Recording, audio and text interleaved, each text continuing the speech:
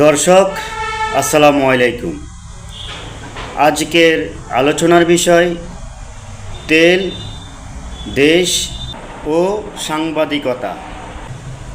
দর্শক, ইতিপূর্বেই টেলিভিশনের পর্দায়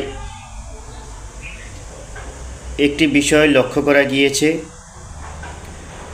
সেটি হচ্ছে ডিপো থেকে চাহিদা মতো তেল না পাওয়ার অভিযোগ ফিলিং স্টেশনগুলোর। তারা তাদের পর্যাপ্ত নিরাপত্তা চেয়েছে সরকারের কাছে। ইভেন কি তারা ৮ দফা দাবি সরকারের কাছে তুলে ধরেছেন।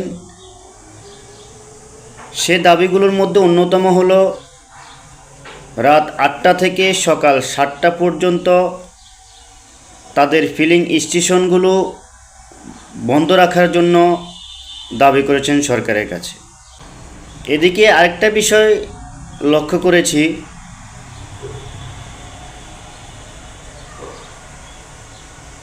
আজ সরকার সিদ্ধান্ত নিয়েছে জ্বালানি তেলের নতুন দাম নির্ধারণ করার জন্য।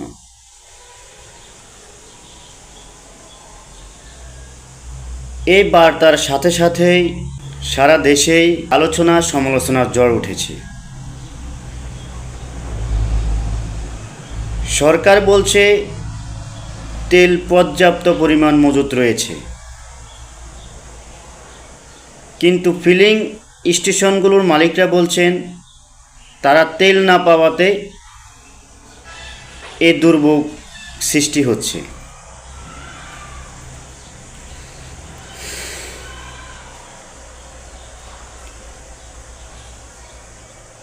তারা সরকারের কাছে দাবি করছেন যে এখনই এ দুর্যোগ মুহূর্তে জ্বালানি তেলের মূল্য বৃদ্ধি না করে যে সমস্ত অসাধু ব্যবসায়ীরা সিন্ডিকেট করে তেল মজুত রেখে অতিরিক্ত দামে বিক্রির আশায় তেলগুলো মজুত করে রেখে জনগণকে ভোগান্তিতে ফেলেছে, সরকারকে প্রশ্নবিদ্ধ করেছে, তাদের বিরুদ্ধে আইনগত ব্যবস্থা নেওয়ার জন্য জোরালো দাবি করছেন সাধারণ মানুষ। তারা এও দাবি করেছেন যে অতিরিক্ত দাম বৃদ্ধি না করে এই সংকটময় মুহূর্তে তেলের দাম যদি কমিয়ে দেওয়া হয় তাহলে হয়তো দেশের এখন যে তেলের দুর্ভোগ সেটি হয়তো স্বাভাবিক আকারে ফিরে আসবে। তখনই অসাধু ব্যবসায়ীরা বুঝতে পারবে যে আসলেই আমরা যে অতিরিক্ত দাম বাড়বে সেই আশায় তেলগুলো মজুত করে রেখেছি, এখন তো আমাদের লোকসান, লস প্রজেক্ট। তারা যেন বুঝতে পারে, তাদের ভুল যেন বুঝতে পারে। আসলে লোভ এমন একটি বিষয়, লোভে পাপ, পাপে মৃত্যু, এটি সবারই জানা। অনেক ক্ষেত্রে লোভের বিষয়টি আসে না, অনেক ক্ষেত্রে আশা এবং ভরসার বিষয়টিও আসে। আশা এবং ভরসার বাহিরে কেউ নয়। সমাজের সকল ধনাঢ্য ব্যক্তিরও কিন্তু আশা ভরসা রয়েছে। তো আশা ভরসা করাটা কিন্তু লোভ বলা যাবে না। লোভ এক জিনিস, আশা ভরসা আরেক জিনিস। তো আসলে আমরা যারা মফস্বলে সাংবাদিকতা করি, আমরা তেল নিয়ে এখন ভোগান্তিতে রয়েছি। আমাদের জন্য কিন্তু কোনো ধরনের তেল নেওয়ার কোনো সুবর্ণ সুযোগ রাখা হয়নি। তাহলে আজকে ঈদুল ফিতর গিয়েছে প্রায় 10 দিনের মতো। আমি আমার কথাই বলি, বিশেষ করে এই 10 দিনের ভিতরে আমি আমার মোটরসাইকেলটি নিয়ে মফস্বলে গিয়ে সংবাদ সংগ্রহ করতে পারিনি। গিয়েছি অটোয় করে, সিএনজি করে, বাসে করে। গিয়ে মফস্বল থেকে সংবাদ সংগ্রহ করে যাত্রীর সামনে তুলে ধরেছি।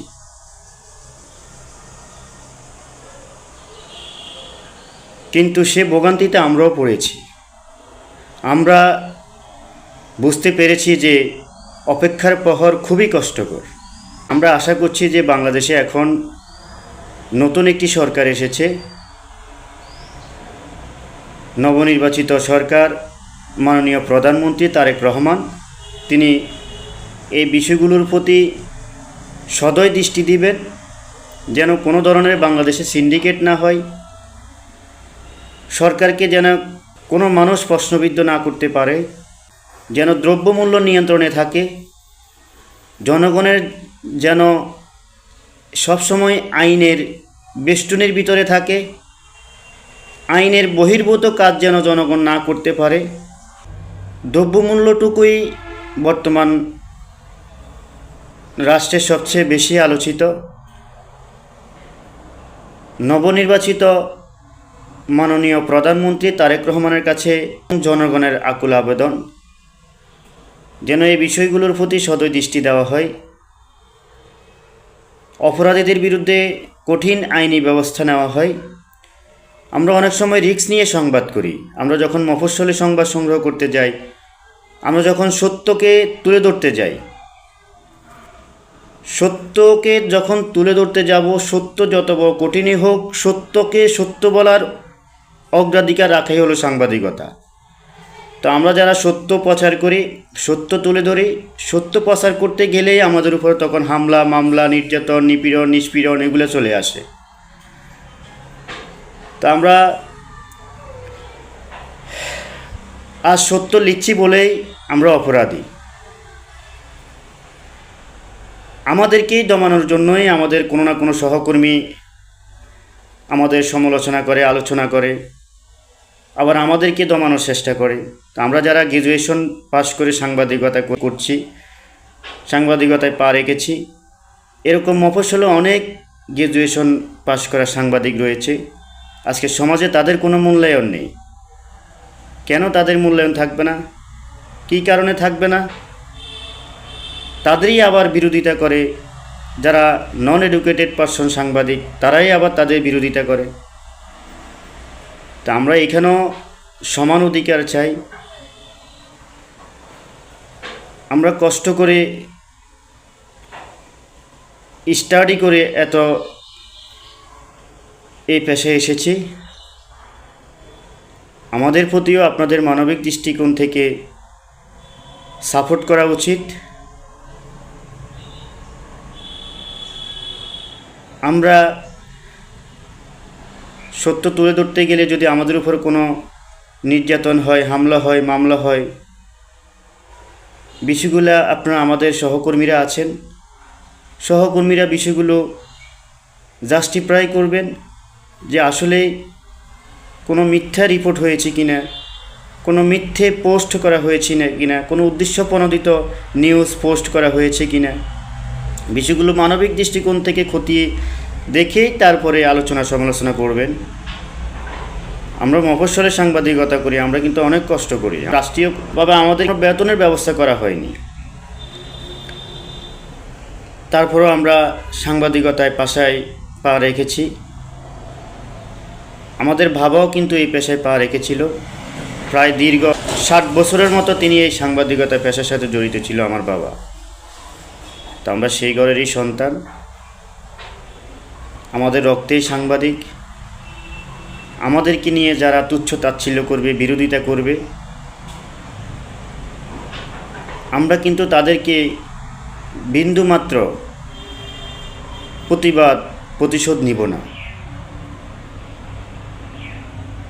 কারণ আল্লাহ একজন রয়েছেন, তিনি ন্যায় বিচারক। বিচার তার কাছেই দেব, বিচার তার কাছেই রাখব।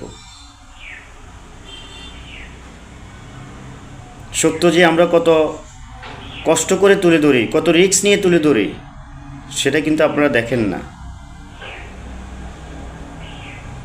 ভুল সকল মানুষেরই হয়, কোনো মানুষই ভুলের ঊর্ধ্বে না। ভুল হলে আমাদেরকে বলবেন, আমাদেরকে শাসাবেন, আমাদেরকে শিখাবেন। কিন্তু শাসানোর নামে, শিখানোর নামে অপবাদ আমরা চাই না। আমরা স্বাধীনতা চাই। আমরা গণতন্ত্র চাই। তো দর্শক, আজ এই পর্যন্তই। আপনাদেরকে অত্যন্ত ধন্যবাদ আপনাদের মূল্যবান সময় নষ্ট করে আমার এই আজকের আলোচনার বিষয়টি দেখার জন্য। আপনাদের সবাইকে আবারও ধন্যবাদ জানিয়ে আমি আমার আজকের এই আলোচনা শেষ করছি। আসসালামু আলাইকুম ওয়া রাহমাতুল্লাহি ওয়া বারাকাতুহু।